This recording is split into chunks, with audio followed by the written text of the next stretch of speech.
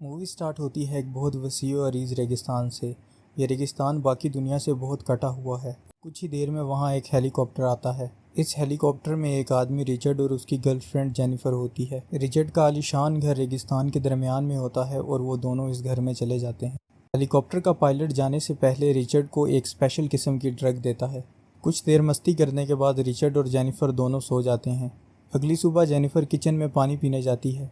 तभी उसे खिड़की में खड़े रिचर्ड के दो दोस्त नज़र आते हैं। रिचर्ड को उन्हें देखकर बहुत गुस्सा आता है क्योंकि वो दोनों एक दिन पहले ही आ जाते हैं। इनमें से एक स्टैन है और दूसरा डिमिट्री। तारुफ के दौरान देखा जा सकता है कि स्टैन जेनिफर को हसरत भरी गंदी निगाहों से देख रहा है। रात के वक्त सारे लोग बाहर बैठकर गप्पे लगा रहे होते हैं। डिमिट्री अपनी दूरबीन के साथ मस्तियां कर रहा होता है। तभी उसे पायलट की दी हुई नशे की पुड़ियाँ नज़र आती है। रिचर्ड बताता है कि यह बहुत ताकतवर नशा है और इसको करने के बाद इंसान अपने होशो हवास खो बैठता है। फिर रिचर्ड ड्रग जेनिफर को देता है और उसे कहता है इसे छुपा दो। जेनिफर इसे कहीं और छुपाने के बजाय अपने नेकलेस में छुपा देती है। फिर जेनिफर सबके सामने डांस करती है जिसकी वजह से वो सारे आदमियों की नज़र में आ जाती है। अगले दिन रिचर्ड घर पर नहीं होता। स्टैन इस मौके का फ़ायदा उठाता है और जेनिफर के साथ ज़्यादती कर देता है। डिमिट्री ये सब देख रहा होता है लेकिन वो खामोश रहता है और जेनिफर को बचाने की कोशिश नहीं करता। जब रिचर्ड जेनिफर के पास जाता है तो उसे फ़ौरन से हेलीकॉप्टर बुलाने को कहती है। रिचर्ड उससे कहता है कि मेरे दोस्त अभी आकर तुमसे माफ़ी मांगेंगे। वो जेनी को बहुत सारे पैसे भी देता है ताकि वो इस सब बात को भूल जाए। अब जेनिफर की बर्दाश्त ख़त्म हो जाती है और वो रिचर्ड को धमकी देती है कि अगर मुझे हेलीकॉप्टर ना लेने आया तो मैं तुम्हारी बीवी को हमारे रिश्ते के बारे में बता दूंगी। रिचर्ड को भी बहुत ज़्यादा गुस्सा आ जाता है और वो जेनिफर के मुंह पर ज़ोर से थप्पड़ मार देता है। जेनिफर बहुत ज़्यादा डर जाती है और घर से भाग जाती है। जब रिचर्ड के दोस्त खिड़की से यह नज़ारा देखते हैं तो वो भी उस लड़की के पीछे भागना शुरू कर देते हैं। कुछ ही देर बाद जेनिफर की दौड़ ख़त्म हो जाती है। वो पहाड़ी के किनारे पर पहुंच जाती है। रिचर्ड और उसके दोस्त भी वहां पहुंच जाते हैं और जेनिफर को घेर लेते हैं। रिचर्ड जेनिफर से बहुत माफ़िया मांगता है और उसे काम करने के लिए पायलट को फेक कॉल भी करता है और फिर अचानक रिचर्ड उसे पहाड़ी से नीचे धक्का दे देता है। जेनिफर नीचे एक दरख्त पर फंस जाती है। स्टैन और डिमिट्री डर जाते हैं। रिचर्ड फिर दोनों को समझाता है कि अगर हमने जेनिफर को जिंदा जाने दिया तो हमें 15-15 साल की सज़ा हो जाएगी। फिर रिचर्ड और उसके दोस्त घर में वापस जाते हैं। वो शिकार का सामान इकट्ठा करते हैं ताकि वो मर्डर से रिलेटेड सारे एविडेंस को ख़त्म कर सकें। इसके बाद जेनिफर को दिखाया जाता है। दरख्त का एक पीस उसके जिस्म में घुसा होता है और उसके जिस्म से खून टपक रहा होता है, लेकिन जेनिफर के ज़रूरी आज़ाद दरख्त की शाखों से बच जाते हैं और वो अचानक उठ जाती है। जेनिफर अपने आप को दरख्त से उतारने की कोशिश करती है। तभी उसे अपना लाइटर साइड पर गिरा नज़र आता है। वो उस लाइटर को किसी न किसी तरह पकड़ती है और दरख्त को आग लगा देती है। कुछ देर बाद दरख्त जलकर टूट जाता है और वो नीचे गिर जाती है। रिचर्ड और उसके दोस्त जेनिफर की बॉडी को उठाने के लिए वापस आ रहे होते हैं, लेकिन जेनिफर उनकी गाड़ियों की आवाज़ सुन लेती है और फिर वो फ़ौरन एक साइड पर छुप जाती है। वो तीनों ये देखकर बहुत हैरान होते हैं कि जहाँ पर उन्होंने जेनिफर को फेंका था वो वहाँ पर नहीं है। फिर उनको लगता है या तो उसे किसी ने बचा लिया है या वो कहीं भागकर चली गई है। अब वो तीनों पहाड़ के नीचे जाकर जेनिफर को ढूंढने का फ़ैसला करते हैं। जब जेनिफर को ये पता चलता है कि तीनों जा चुके हैं तो वो भी अपनी जगह बदल लेती है। तीनों दोस्तों को पहाड़ के नीचे पहुंचने में रात हो जाती है। तीनों छानबीन करते हैं कि आखिर जेनिफर यहाँ से भाग कैसे गई। उनको वहाँ बहुत सारा खून नज़र आता है और वो खून को फॉलो करना शुरू करते हैं। खून की लाइन को फॉलो करते करते वो एक झील के पास पहुँच जाते हैं। अब तीनों जेनिफर को अलग-अलग ढूंढने का फ़ैसला करते हैं। स्टैन कहता है कि मैं गाड़ी में इंतज़ार करूँगा और अगर वो लड़की यहाँ वापस आई तो मैं उसे पकड़ दूँगा।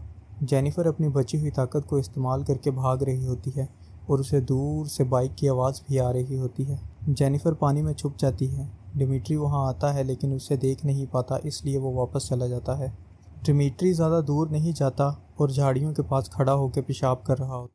जेनिफर मौके का फ़ायदा उठाती है और डिमिट्री की राइफ़ल उठा लेती है, लेकिन राइफ़ल खाली होने की वजह से वो डिमिट्री को मार नहीं पाती। यह सब डिमिट्री की चाल होती है। वो शिकार को अपने पास लाना चाहता था। वो फ़ौरन अपने दोनों दोस्तों को फ़ोन कर देता है और जेनिफर को टॉर्चर करना स्टार्ट कर देता है। खुशकिस्मती से जेनिफर के हाथ डिमिट्री का खंजर लग जाता है और वो उस खंजर के साथ डिमिट्री को मार कर तालाब में फेंक देती है। जेनिफर डिमिट्री का सारा सामान उठाती है, उसकी क्वाड बाइक पर बैठती है और भागना शुरू कर देती है, लेकिन यह सफ़र ज़्यादा लंबा नहीं चलता।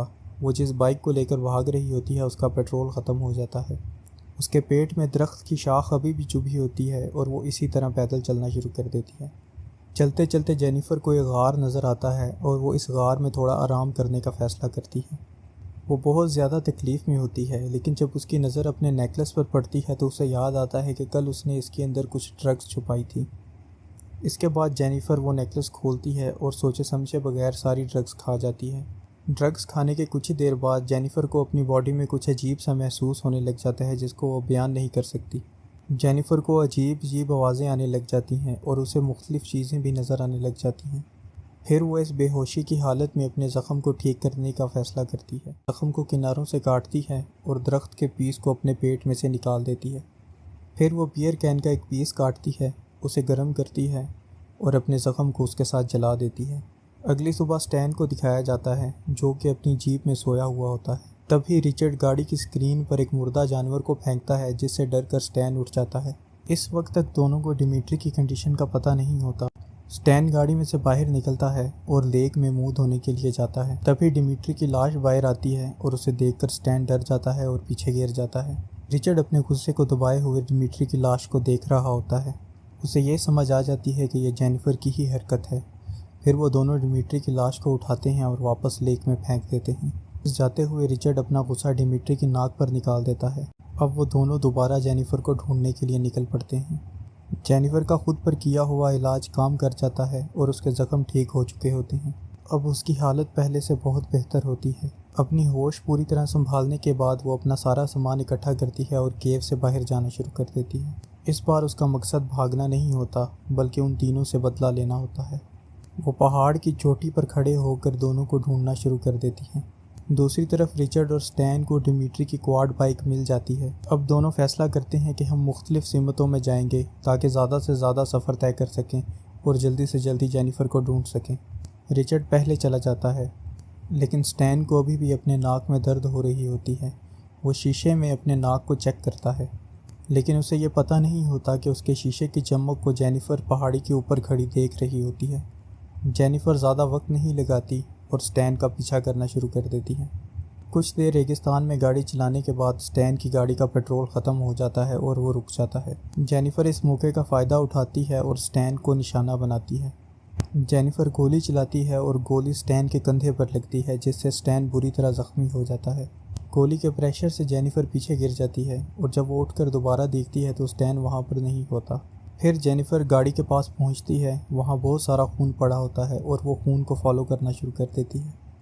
दूसरी तरफ स्टैन अपने कंधे पर मोज़ा बांधता है ताकि खून को रोक सके। जेनिफर जिस खून की लाइन को फॉलो कर रही होती है वो लाइन अचानक एक जगह पर रुक जाती है।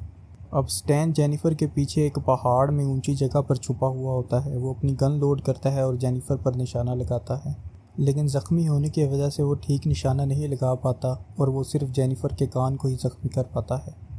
अब जेनिफर भाग रही होती है और स्टैन गोलियां चलाते हुए उसका पीछा कर रहा होता है। भागते भागते जेनिफर अपनी टॉर्च लाइट का शीशा तोड़ देती है जो कि स्टैन के पाँव में लग जाता है और वो नीचे गिर जाता है। स्टैन वापस उठता है, शीशे का पीस अपने पाँव में से निकालता है और गाड़ी में जाकर दोबारा बैठ जाता है ताकि वो जेनिफर का फिर से पीछा कर सके। तभी जेनिफर गाड़ी के सामने खड़े होकर निशाना लगाती है और आखिरकार उसका निशाना ठीक जगह पर लग जाता है और स्टैन मर जाता है।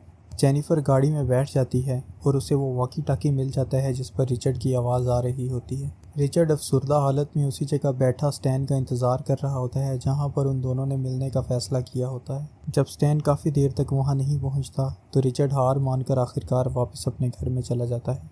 रिचर्ड बहुत ज़्यादा परेशान लगता है और उसे ये भी ख्याल आ रहा होता है कि रिचर्ड अभी तक वापस नहीं आया, वो भी मर चुका होगा। अब वो रेगिस्तान से वापस जाने का फ़ैसला करता है और पायलट को कॉल करता है। इसके बाद वो शावर में जाता है और अपने आप को साफ़ करता है। तभी उसे बाहर से आवाज़ आती है और वो नंगी हालत में गन पकड़ता है और बाहर चला जाता है।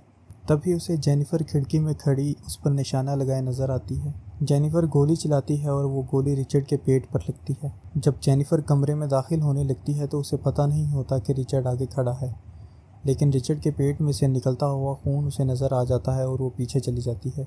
रिचर्ड खून रोकने के लिए अपने पेट के ऊपर एक शापर बांध देता है।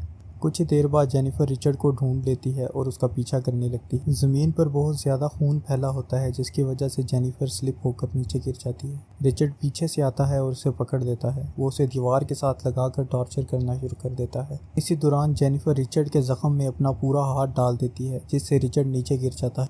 फिर जेनिफर शॉटगन उठाती है और रिचर्ड को गोली मार देती है। आखिरकार जिन 3 लोगों ने जेनिफर की बेहुरमती की थी वो उनसे बदला लेने में कामयाब हो जाती है। वो खून में लथपथ बहुत ही पुरएतमाद तरीके से घर से बाहर निकलती है। तभी उसे हेलीकॉप्टर आने की आवाज़ आती है।